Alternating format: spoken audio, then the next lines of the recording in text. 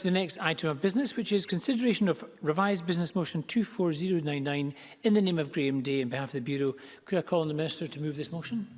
Moved, Presiding Officer. Thank you very much. No member has indicated the wish to speak on the motion. The question therefore is that motion 24099 be agreed. Are we agreed?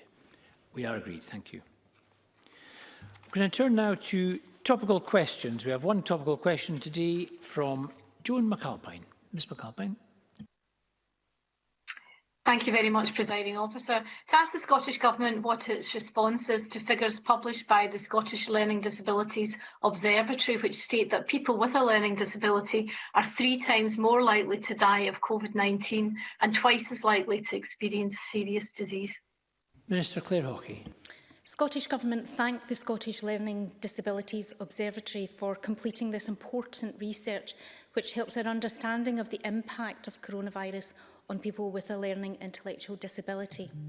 The study evidences that there were 36 deaths of people with learning disabilities during the first wave, and the SLDO's own position has been to be cautious in interpreting the data due to the very low numbers involved.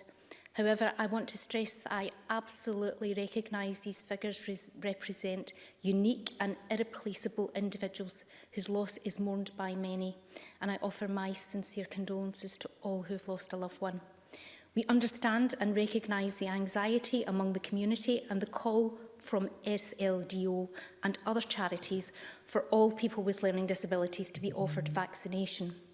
We continue to work closely with SLDO to consider the implications of this research and any necessary action, as well as further research.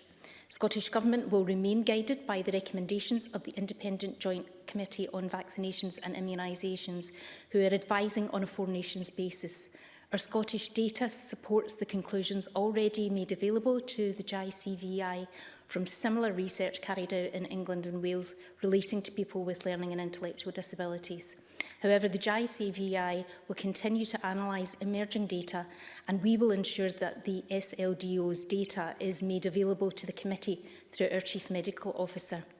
In the meantime, Scotland's COVID-19 vaccination programme continues to gather pace, and led by the JICVI guidance on vaccination prioritisation, people with Down syndrome are currently invited for vaccination during Group 4, and people with severe and profound learning and intellectual disabilities and carers will be offered vaccination during Group 6. Our Roll Up Your Sleeves campaign encourages everyone offered the vaccination to get it, as it's the best way to protect yourself and others and the NHS from coronavirus. In community settings for people with learning disabilities, routine weekly testing is available for all care home staff in Scotland, and we're now using a mixture of testing to allow us to regularly test care home visitors, care at home staff and all patient-facing healthcare workers. And as of January the 18th, we've expanded testing to all care at home and day services, all permanent and visiting staff and personal assistants to both the person's own home and where a person's home is within a residential setting or sheltered housing complex, as well as staff who work in adult day centres. They are now being regularly tested. Joan McAlpine. I thank the Minister for that answer. Of course, Public Health England last year found that people with learning disabilities had a mortality rate 6 times higher than the general population. So there is a body of evidence already that this group is very vulnerable. People with severe and profound learning difficulties, as the Minister said, are currently in priority Group 6 for vaccination, but people with mild and moderate learning disability have no prioritisation, even though the higher mortality affects them too.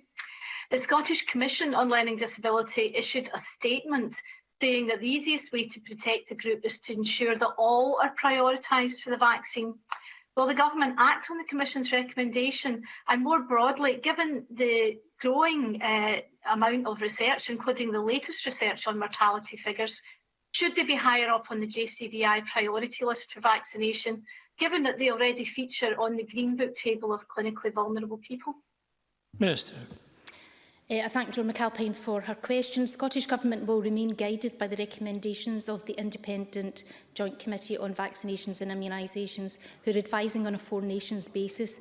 It's for clinicians and experts within JCVI to analyse emerging data and make recommendations. However, we will ensure that the SLDO's data is made available to the committee through our Chief Medical Officer. Some people with mild and moderate learning disabilities will be eligible for priority vaccination if they have co-occurring underlying health conditions or are over the age of 50.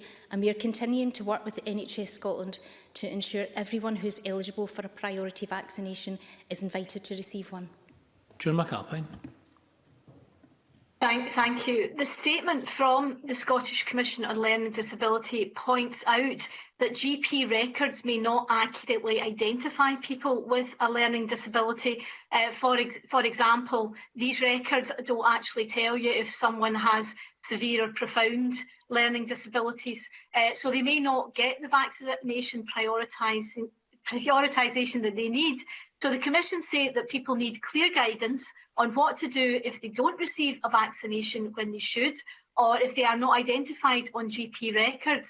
And the Commission's statement also says that reasonable adjustments must be made so that people with a learning disability can receive the vaccine in a community setting if need be. Will the Government act on all these recommendations from the SCLD? Minister. So we're continuing to work with health boards on ensuring everyone who's eligible for a priority vaccine is invited to receive one. Local health boards will contact individuals to arrange a vaccination appointment when they are eligible. However, if anyone is concerned that they haven't received an invitation and they think that they should have, I would encourage them to contact the National Helpline on 0800 030 8013. We are continuing to review our vaccination delivery strategy on a rolling basis to ensure equitable access for all of those eligible for a priority vaccine. Thank you. And Rachel Hamilton. Thank you, Presiding Officer. We know that loneliness and isolation is increasing as lockdown restrictions continue, especially for people with learning disabilities.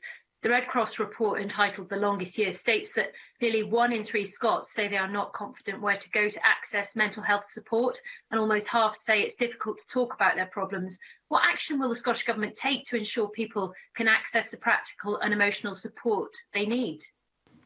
Minister.